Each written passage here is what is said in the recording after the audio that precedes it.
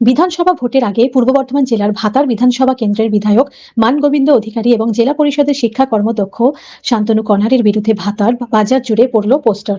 আসন্ন 2026 সালের পশ্চিমবঙ্গ বিধানসভা নির্বাচনকে সামনে রেখে স্থানীয় রাজনীতিতে এই ধরনের পোস্টকে কেন্দ্র করে তৃণমূল কংগ্রেসের মধ্যে শোরগোল শুরু হয়েছে।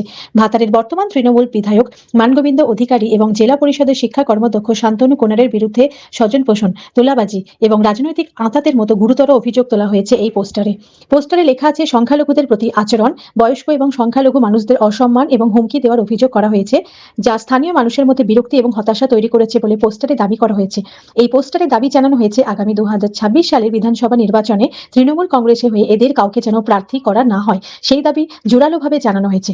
পোস্টারে আরো লেখা আছে নতুন প্রার্থী রূপরেখা।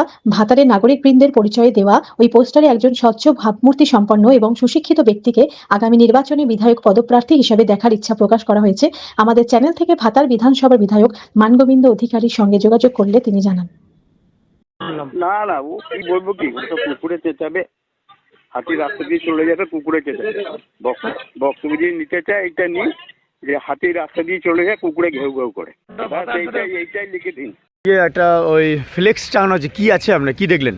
দেখলাম ভাতারে আমাদের মানগোবিন্দ মানে বিধায়ক, যিনি তার নামে চোর বা মানে মূর্খ বা বিভিন্ন বিজেপি বা অন্য পার্টির দালাল বলে ব্যাখ্যা দিয়ে একটা মানে একটা বাক্য লিখেছে।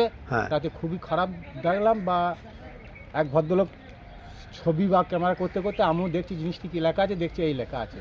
আমাদেরও খুব খারাপ লাগলো, জিনিসটা ভালো করে পড়তে বললো, সেই জন্য আরেকবার ভালো করে পড়লাম। আপনার বাড়ি কোথায়? আমার বাড়ি গুরুপল্লী ভাতার ওপারে, লাইন ওপারে। এটা কি গতকাল কি ছিল এটা? না না, সকালে এসে দেখছি, এই সকালে সবে বেরিয়ে এসে বাড়ি থেকে এই সবে আসি, এই টাইমে প্রতিদিন আসে।